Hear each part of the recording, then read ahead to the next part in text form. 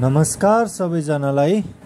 आज म bachelor in civil इन्जिनियरिङको सेकेन्ड सेमको एप्लाइड मेकानिक्स डाइनामिक्सको यो इम्पोर्टेन्ट न्युमेरिकल लिएर उपस्थित भएको छु। यो न्युमेरिकल हाम्रो पूर्वाञ्चल युनिभर्सिटीको 2017 मा सोधेको क्वेसन हो र क्वेसनले के भनेको छ भने क्वेसनले भनेको छ cord is wrapped along the homogeneous disc of the 0.5 metre of mass 20 kg if the cord is pulled upward with a force of 250 newton. हैन, अब यो क्वेसन हाम्रो के भएको छ भने नि 2017 सालमा त सोधेको छ, तर हाम्रो क्वेसन अलिकति रङ छ। यसमा क्वेसनमा हामीले फोर्स चाहिँ एफ मात्रै दिएको छ, हैन।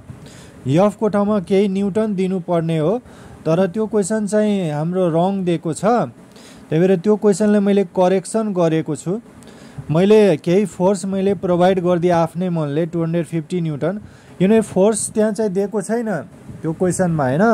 क्वेसन ब्याङ्कमा जुन सोधेको छ फोर्स अफ यो भनेको छ if the cord is pulled upward with a force F मात्रै भनेको छ, हैन। त एफ मात्रै भनेर त भएन, फोर्स त केही न केही दिनु पर्यो नि त हाम्रो, हैन। त्यहाँ चाहिँ दिएको छैन, त त्यो क्वेसन चाहिँ त्यहाँ मिस्टेक छ, हैन। क्वेसन इन्कम्प्लिट छ, मिस्टेक नभनौँ, क्वेसन इन्कम्प्लिट छ। त्यो क्वेसनलाई मैले फोर्सलाई मैले 250 न्युटन मैले दिइहालेँ, हैन। अब जति पनि मैले दिन सक्छु नि त, एकपल्ट मैले यो डाटा यो हालिदिएँ, यो जति पनि मैले दिन सक्छु, हैन। यस्तै क्वेसन आइदिन सक्छ कुनै बेला 300 न्युटन 200, त त्यहाँ फोर्सको ठाउँमा केही पनि दिएको थिएन।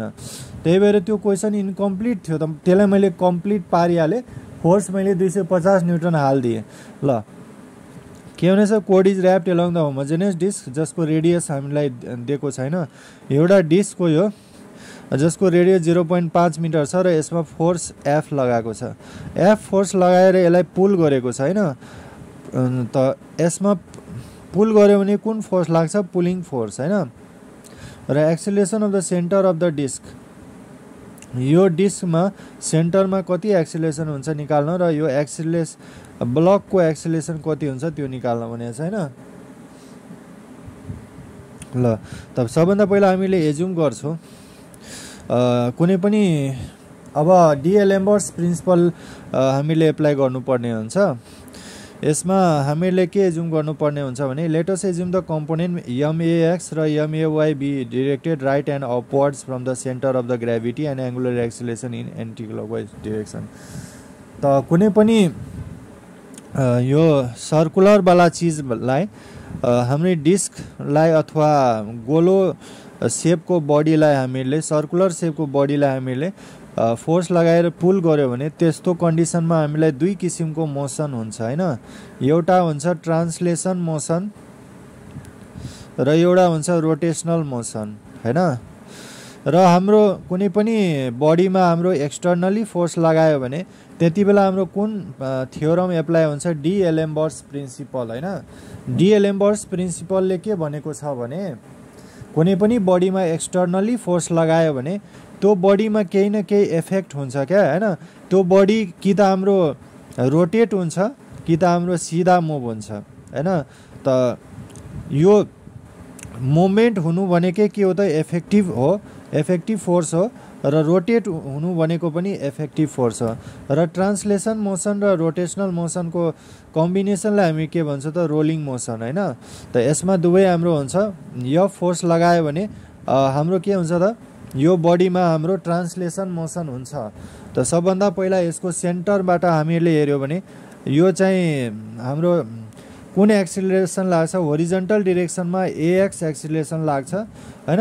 र भर्टिकल डिरेक्सनमा एवाई एक्सिलेरेसन लाग्छ। त हाम्रो यो त ट्रान्सलेसन मोसनको बेला हुने भयो। यसमा होरिजन्टल र भर्टिकल मोसन दुवै हुन्छ क्या, हैन। एकपटक यो बडी सिधा मुभ हुन सक्छ, सिधा होरिजन्टली मुभ हुन सक्छ। होरिजन्टल मुभ भयो भने होरिजन्टल मुभमेन्ट भयो भने होरिजन्टल एक्सिलेरेसन एएक्स बार हुन्छ, र यो भर्टिकली मुभ भयो भने यसमा भर्टिकल एक्सिलेरेसन एवाई बार हुन्छ। त vertical acceleration horizontal acceleration vertical acceleration भयो भने त्यति बेला हाम्रो के हुन्छ त? ट्रान्सलेसन मोसन हुन्छ, र बडी हाम्रो रोटेट पनि हुन सक्छ, घुम्न पनि सक्छ। त कुनै पनि बडी रोटेट भयो भने त्यसमा के प्रड्युस हुन्छ? हाम्रो टर्क प्रड्युस हुन्छ। टर्कलाई हामीले टर्निङ मोमेन्ट भन्छौँ होइन। त यो यसलाई यसरी फोर्स लगायो भने यो चाहिँ यसरी घुम्न कोसिस गर्छ होइन। यसरी घुम्यो भने हाम्रो टर्क यसरी एन्टी क्लकवाइज प्रड्युस हुन्छ होइन। टर्क भनेको आई इन्टु अल्फा हो होइन। टर्क भनेको टर्निङ मोमेन्ट हो होइन। टर्क भनेको टर्निङ मोमेन्ट। त टर्निङ मोमेन्ट त यो अलिकति टर्न हुन्छ नि त, यसलाई पुल गऱ्यो भने अलिकति घुम्न कोसिस गर्छ। अलिक घुम्यो भने के हुन्छ, यो टर्क हाम्रो आई इन्टु अल्फा प्रड्युस हुन्छ यहाँ होइन। अब हामीले डिएलेम्बर्ट्स प्रिन्सिपल एप्लाई गरिहाल्छौँ। के भनेको छ, समेसन अफ एफएक्स एक्सटर्नल भनेको होरिजन्टल डिरेक्सनमा जति एक्सटर्नल फोर्स लाग्यो त्यति होरिजन्टल डिरेक्सनको इफेक्टिभ फोर्स हुन्छ होइन।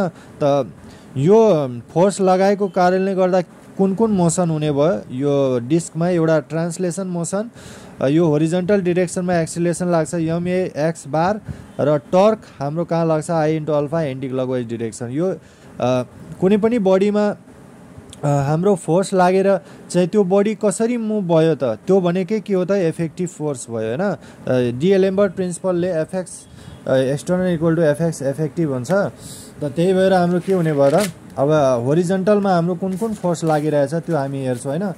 अब होरिजन्टलमा हाम्रो यतातिर हेरौँ त, एक्सटर्नल फोर्स कुनै पनि होरिजन्टल लागेको छ छैन नि, छँदै छैन। तर इफेक्टिभमा त हाम्रो छ होरिजन्टल फोर्स एमएएक्स बार होइन। यो होरिजन्टल हो। त त्यही भएर होरिजन्टलमा एफएक्स इफेक्टिभमा त हाम्रो भइ नै हाल्छ होइन। एफएक्स एक्सटर्नल यो 0 भयो, अनि यो इफेक्टिभ भनेको एमएएक्स बार भयो। यो एम यता गएर 0 भइहाल्छ, 0/m गरेर त 0 भइहाल्यो नि होइन। त एएक्स बार भनेको 0। अब मास मैले 20 kg दिएछ। अब वाइ कम्पोनेन्ट पनि निकाल्नु पर्यो। यो त यक्स कम्पोनेन्ट थियो, मिन्स होरिजन्टल डिरेक्सनको लागि X component of force equal to FX effective गर्नुपर्छ। भर्टिकलको लागि जुन तलतिर जुन फोर्सहरू लागिरहेछ नि अथवा माथितिर, त्यो भर्टिकल कम्पोनेन्ट हो नि त। त summation of FY external equal to FI effective हुन्छ। अब फोर्स हाम्रो कता भर्टिकली कुन कुन फोर्स लागिरहेछ अब हेरौँ। हाम्रो भर्टिकली एउटा फोर्स यता लागिरहेछ, कुनै पनि बडीको वेट तल लाग्छ। त यो वेट तल लागेको छ नि त, डब्लु भनेको वेट हो। अनि हाम्रो अझै इफेक्टिभ फोर्स चाहिँ के लागिरहेछ यहाँ, इफेक्टिभ फोर्स एउटा हाम्रो यो लाग्छ नि त एमएवाई बार, यो भर्टिकली लाग्छ नि त इफेक्टिभ होइन। त यो अपवर्ड फोर्स के हुन्छ, पोजिटिभ हुन्छ, र डाउनवर्ड फोर्स नेगेटिभ हुन्छ। त एफ माइनस डब्लु हुने भयो। त त्यही भएर हाम्रो के हुने भयो त, एफ माथि अनि वेट तल हुँदाखेरि के हुन्छ, downward force negative, upward force positive. 250 minus weight भनेको के हुन्छ, एम इन्टु जी हुन्छ, अनि एम इन्टु एवाई बार। मास भनेको 20 kg छ। एक्सिलेसन ड्यु टु ग्राभिटीको भ्यालु 9.81 हुन्छ, इजकल टु यो 20 हुने भयो। यहाँबाट एवाई बारको भ्यालु आउँछ 250 माइनस 9.81 बाई यो 20 ले डिभाइड गर्छु। एवाई बारको भ्यालु 2.69 मिटर आइहाल्छ। अब हामीलाई एक्सिलेसन त आयो। अब हामीले डिएलेम्बर्ट्स प्रिन्सिपलबाट इफेक्टिभ मोमेन्ट एट जी पोइन्टमा जति एक्सटर्नल मोमेन्ट हुन्छ त्यति इफेक्टिभ हुन्छ, डिएलेम्बर्ट प्रिन्सिपलले नै भनेको होइन। अब मलाई चाहिँ के गर्नुपर्छ भने, अब म यहाँ फिगर बनाउँछु, नत्र भने त्यहाँ पल्टाइ हेर्नुपर्छ। यो फिगर म बनाउँछु है त यो कपीमा, अनि एक्सप्लेन गर्न पनि सजिलो हुन्छ। ल म पहिला फिगर बनाइहाल्छु। ल अब यो एउटा फिगर बनाउँछु र एउटा यो फिगर बनाउँछु नि त। अब यो एउटा फोर्स एफ हुने भयो, अनि यतातिर हाम्रो जी डब्लु वेट हुने भयो, अनि यता यो जीतिर हाम्रो के लागिरहेको छ, हाम्रो एमएएक्स बार लागिरहेछ, र यतातिर हाम्रो के लागिरहेछ, टर्क लागिरहेछ आई अल्फा। ल अब हामीले मोमेन्ट निकाल्नु पर्ने जी पोइन्टमा होइन। जी पोइन्टमा मोमेन्ट कसरी निकाल्न सक्छौँ, मोमेन्ट भनेको हामीलाई के थाहा छ, मोमेन्ट भनेको फोर्स इन्टु परपेन्डिकुलर डिस्टेन्स हो कि होइन, परपेन्डिकुलर डिस्टेन्स। मोमेन्ट भनेको फोर्स इन्टु परपेन्डिकुलर डिस्टेन्स हुन्छ होइन। त अब हामी हेरौँ त, फोर्स इन्टु परपेन्डिकुलर डिस्टेन्स हो। फोर्स हामीलाई कतातिर लागिरहेछ यहाँ हेरौँ, यो फोर्स यतातिर लागिरहेको छ माथितिर। अब यो पोइन्टमा मोमेन्ट निकाल्नु पर्यो भने एरो हाम्रो कता छ, यता छ। यो एरोबाट यहाँ म हात घुमाउँछु है त, यस्तो आयो भने क्लकवाइज, यस्तो आयो भने एन्टी क्लकवाइज। हात सिधा घुम्यो भने क्लकवाइज मोमेन्ट, हात उल्टो घुम्यो भने एन्टी क्लकवाइज मोमेन्ट। म अब यतादेखि यहाँ हात घुमाउँछु है त, यसरी म हात घुमाइरहेको छु के भइरहेछ यस्तो आयो नि त यो एफ फोर्सले जी पोइन्टमा हाम्रो कुन मोमेन्ट दिन्छ क्लकवाइज मोमेन्ट दिन्छ नि त यसले क्लकवाइज मोमेन्ट दिन्छ त यो एफ फोर्स यसरी लागेछ भने यसको परपेन्डिकुलर डिस्टेन्स त यो हुने भयो नि त यो हाम्रो आर हो नि त रेडियस हाम्रो 0.5 मिटर दिएको छ हैन त के हुन्छ मैले यसपालि क्लकवाइज मोमेन्टलाई के मानेको छु नेगेटिभ मानेको छु र एन्टी क्लकवाइज मोमेन्टलाई मैले पोजिटिभ मानेको छु त मैले जे पनि गर्दा भयो क्लकवाइज मोमेन्टलाई मैले पोजिटिभ माने भने एन्टी क्लकवाइजलाई नेगेटिभ मान्नुपर्छ एन्टी क्लकवाइजलाई पोजिटिभ माने भने क्लकवाइजलाई नेगेटिभ मान्नुपर्छ दुवैबाट जेसुकै गर्दा भयो हैन तर मैले के गरेछु क्लकवाइज मोमेन्टलाई यसपालि नेगेटिभ मानेको छु त्यसैले एन्टी क्लकवाइजलाई त पोजिटिभ मान्नै पर्छ दुवै काउन्टर ब्यालेन्स हुनु पर्यो नि त हैन त त्यही भएर अब यहाँ चाहिँ यो एफ फोर्सले जी पोइन्टमा हाम्रो क्लकवाइज मोमेन्ट दिन्छ त्यही भएर F into perpendicular distance R हुन्छ क्लकवाइजलाई नेगेटिभ मानेको छु त्यही भएर माइनस एफ इन्टु आर हुने भयो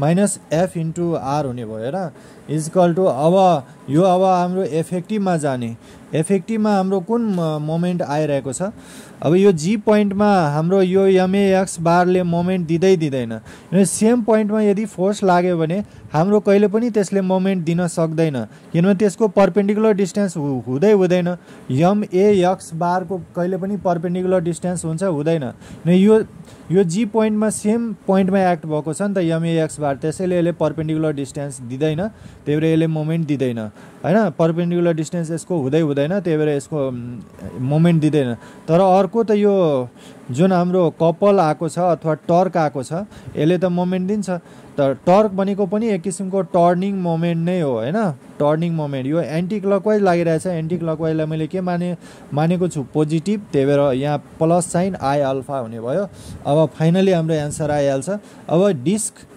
डिस्कको लागि मोमेन्ट अफ इनर्सिया हाम्रो आई भनेको के हुन्छ mr²/2 हुन्छ हैन अब डिफ्रेन्ट मेटेरियलको डिफ्रेन्ट मोमेन्ट अफ इनर्सिया हुन्छ जस्तै कि स्फियरको लागि हाम्रो मोमेन्ट अफ इनर्सिया 2/5 mr² हुन्छ अनि रिङको लागि कति हुन्छ mr² हुन्छ हैन यो डिस्कको त्यही भएर डिस्कको लागि मोमेन्ट अफ इनर्सिया हाम्रो के भइहाल्छ डिस्कको लागि मोमेन्ट अफ इनर्सिया हाम्रो के हुन्छ mr²/2 इन्टु अल्फा अब मेरो यहाँबाट अल्फाको भ्यालु आउँछ अल्फा इज इक्वल टु यो 250 इन्टु 0.5 इन्टु 2 mr² यता तल जान्छ अब मैले भ्यालु पुट गर्छु को भ्यालु मेरो 20 केजी अनि आर भनेको 0.5 त 0.5 को स्क्वायर गर्छौँ हामी त फाइनली हाम्रो चाहिँ के आइहाल्छ हाम्रो फाइनली चाहिँ के आइहाल्छ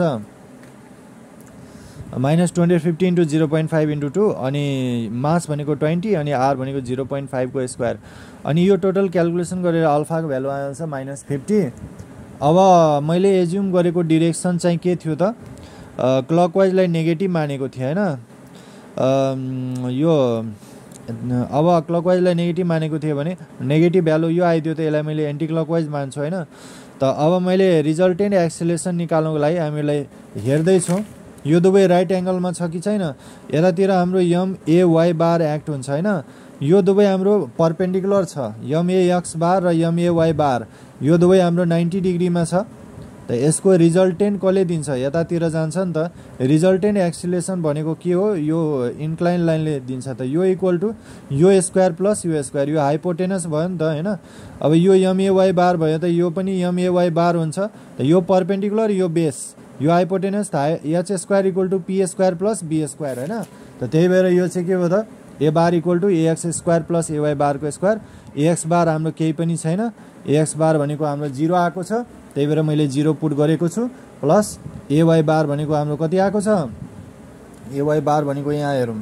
2.69 मैले 2.69 को स्क्वायर गर्दा a बार भनेको यति आइहाल्छ 2.69 मिटर पर सेकेन्ड यो हाम्रो बी नम्बरको एन्सर आइहाल्यो एक्सेलेरेसन अफ द ब्लक र acceleration of the centre of the डिस्कको एक्सेलेरेसन हाम्रो चाहिँ के आएको छ त यो ए नम्बरको एन्सर हाम्रो चाहिँ यहाँ आइदियो हैन सेन्टरमा त रोटेसन हुन्छ नि त अल्फाको भ्यालु आइदियो अब हाम्रो एक्सेलेरेसन अफ द कोडको एक्सेलेरेसन यो कोडको एक्सेलेरेसन हामीलाई निकाल्न भनेको छ यो सी नम्बरको कोडको एक्सेलेरेसन निकाल्न भनेको छ भने कोडमा हाम्रो के हुन्छ त कोडमा हाम्रो टेन्जेन्सियली एक्सेलेरेसन लाग्छ नि त हाम्रो जहिले पनि अब यो ए पोइन्ट हो भने यो ए पोइन्टमा हाम्रो टेन्जेन्सियली यसरी एक्सिलेरेसन लाग्छ।